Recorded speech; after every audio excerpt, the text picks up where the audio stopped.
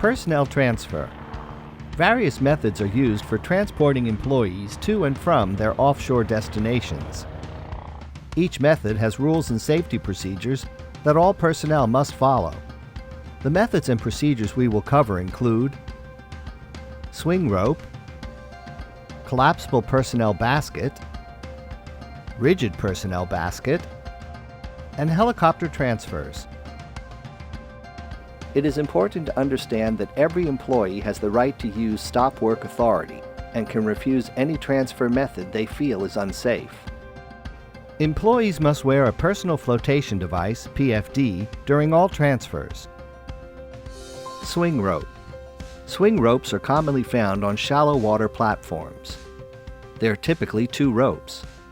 Always use the rope that is closer to the destination. Always have a deckhand or assistant. Never swing alone.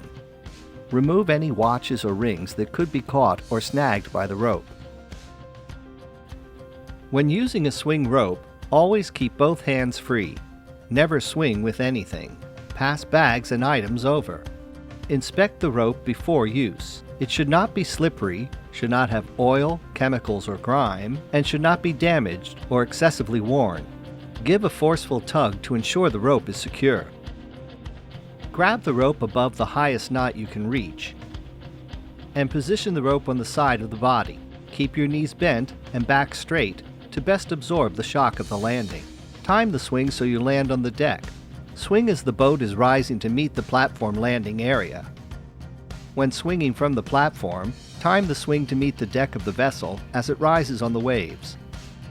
Step off, do not jump. Do not release the rope until both feet are firmly on the destination. Have a handhold or someone to assist. Pass the rope back and assist with the next transfer. Personnel baskets.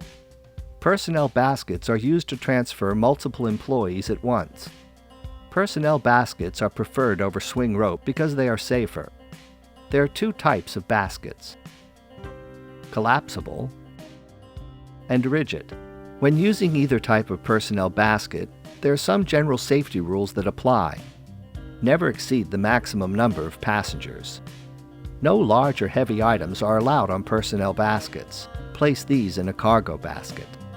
If the weather, wind, or sea conditions are too rough, do not attempt to transfer using a personnel basket. It is not recommended to place baggage on collapsible personnel baskets. When boarding a collapsible basket, stand in between the opening and the webbing. Stand with one foot on the ring and the other behind you on the deck.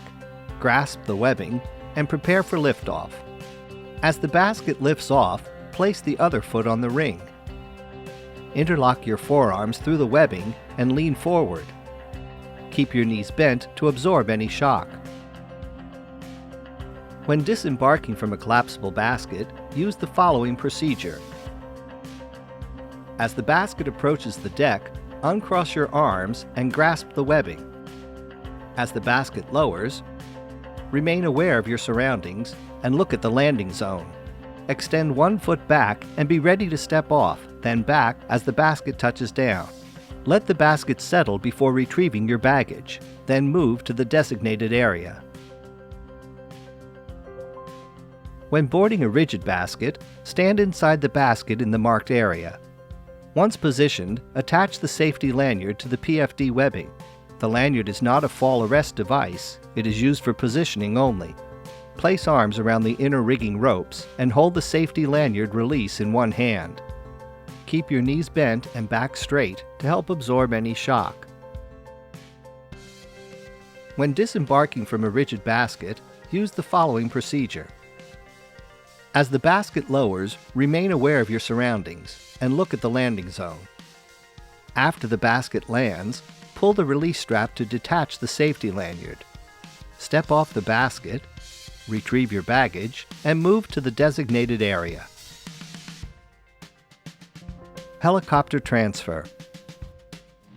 Helicopters are another common method of transferring personnel to offshore locations. Before approaching the helicopter, turn off all electronic devices and secure any loose items such as hard hats, baseball caps, or eyeglasses. Do not approach the helicopter until signaled by the pilot or landing crew. When approaching a helicopter, keep the pilot in view and remain in his view until you reach the door. Always observe the path of the main rotor and keep your head low. Carry all items horizontally. Never enter the danger zones around the helicopter, which are in front of the helicopter and behind the cabin. The rotors present fatal hazards in these areas. Walk around the nose to reach the other side of the aircraft. In the event of an emergency during the flight, the pilot may have to make an unscheduled landing on the water. This is also known as a ditch. In the event of a ditch, locate the emergency exit, but do not activate the release. Assume an impact position. An impact position is designed to reduce the hazards of a ditch. It stabilizes the person, reduces movement of the body, and reduces disorientation following an impact. It is possible for the helicopter to capsize or turn over after a water landing. If this occurs, do not panic and take the following steps. Remain buckled in, place one hand on your seatbelt buckle and the other on the emergency exit. Take a breath before going completely underwater. Wait for the craft to overturn completely before opening the emergency exit. Unbuckle the seatbelt, then pull yourself out through the emergency exit.